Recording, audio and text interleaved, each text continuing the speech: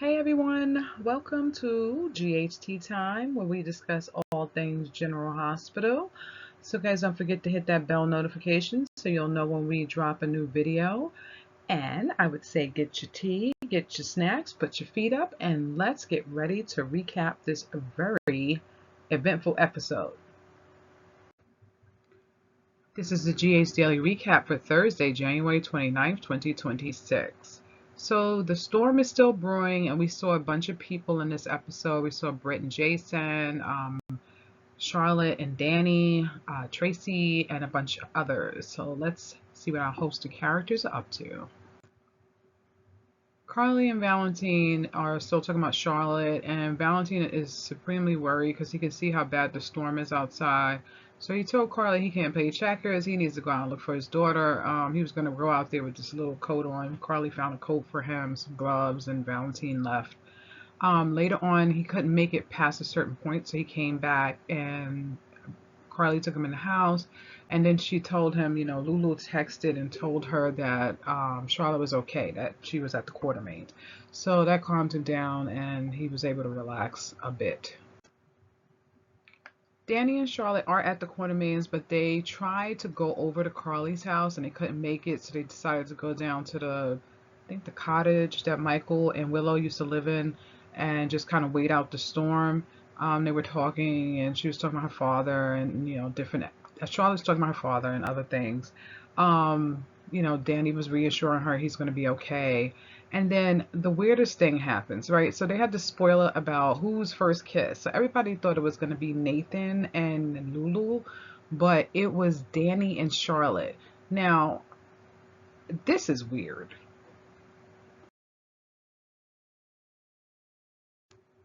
So, guys, Valentine and Alexis are related.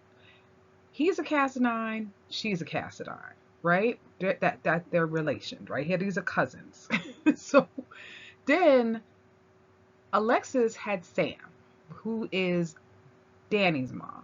Valentine is Charlotte's dad. They are cousins.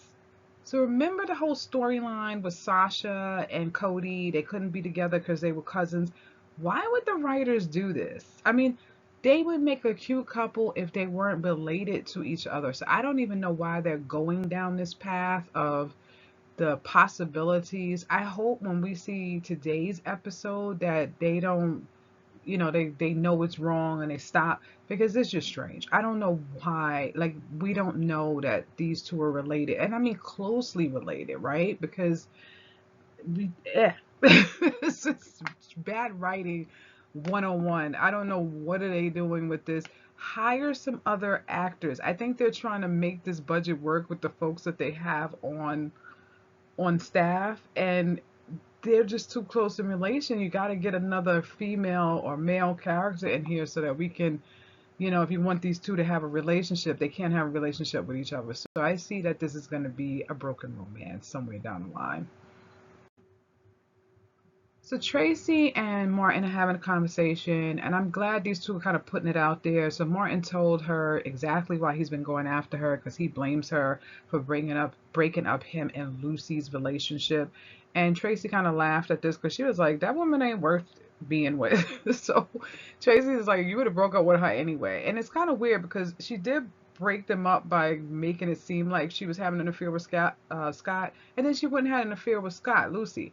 But anyway, she was kind of telling Martin, you really haven't found the woman that is for you. And she kind of explained that to him. Like, even when he found out, he still broke up with Lucy, right? Tracy was just kind of putting it out there. She said she found the love of her life, and she kind of went through the things why Luke was the love of her life. So she basically was telling Martin, he never found that. And I think Martin took a little offense to it, but Tracy is like 100% right. That's why I think that they're trying to eventually put these two together. Maybe they'll be the next hot romance. So, or they just hate each other for the rest of the time that they're on screen.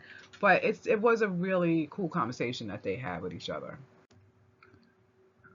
So Nathan and Lulu were at the restaurant. Charlotte finally texted Lulu, let her know she was all right. She was at the Quartermaines.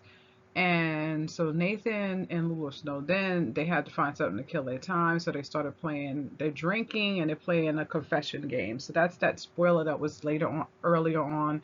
They said Lulu was going to confess. So they're going back and forth and confessing stuff. Nathan said he was good. He memorized the periodic table, right? So he is just like, I can say all of them. So Lulu tested him and he knew all of them. Then she asked him, how do you know this? And he said, my father did this, taught me this, or they used to play a game or something like that. And then Lulu gave him a strange look because she was like, I thought you and your father didn't get along.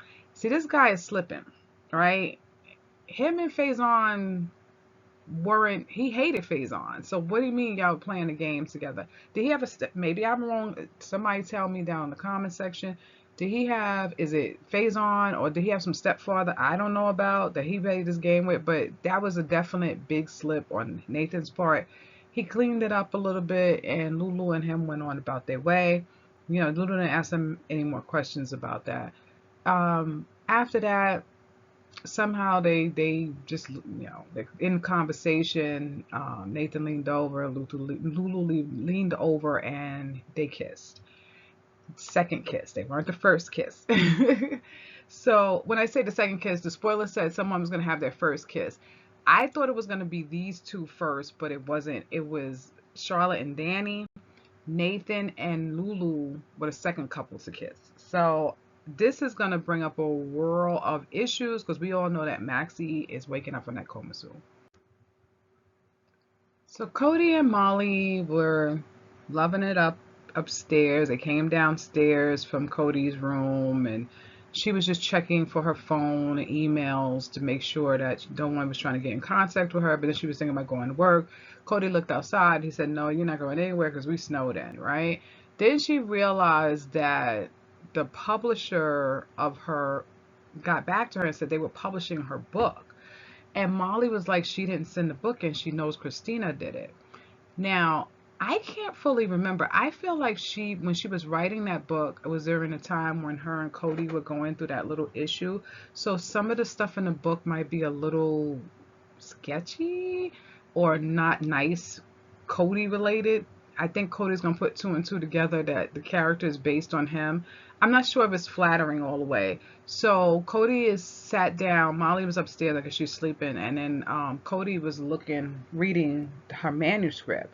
So we're going to see what kind of angst this brings once he finishes reading it. So Jason found Britt. The boat that she rented to take her over to Spoon Island, I guess sprung a leak or water started getting into it or something like that. Jason was coming and he rescued her from the sinking little boat. And he got her to the cabin and she's freezing, so he's trying to warm her up. And as soon as she gets warmed up completely, Jason was like, can you trust me and tell me everything that's going on? And she was like, well, I've been lying the whole time, so I don't think you're gonna like you're gonna like that I've been doing that. But at this point, I think Jason has fully fleshed it out. I think he just needs to hear it from her mouth to confirm that everything that he thinks is correct. So Britt is going to tell him. She told him a little bit, but she's going to tell him the full story. I'm assuming on today's episode when it airs. I'm glad she's finally telling Jason everything because this is getting spiraling out of control. I hope she tells him about how he's threatening Rocco, how he shot the professor, how Sidwell shot the professor. I know the medication. He knows they have that over her head. So we can move along with the storyline because Britt is holding that stuff close to the vest, but they need to know so that they can get Sidwell and his little croonies, and also for somebody to rescue Anna because she's been down in that catacombs just way too long. So guys, that was the end of this episode. Thank you for joining us for the daily recap. If you haven't already, hit the bell notification and kindly hit the like and subscribe because it really helps the channel out. And guys, thank you again for joining us at GA's Tea Time. See you next time. Bye.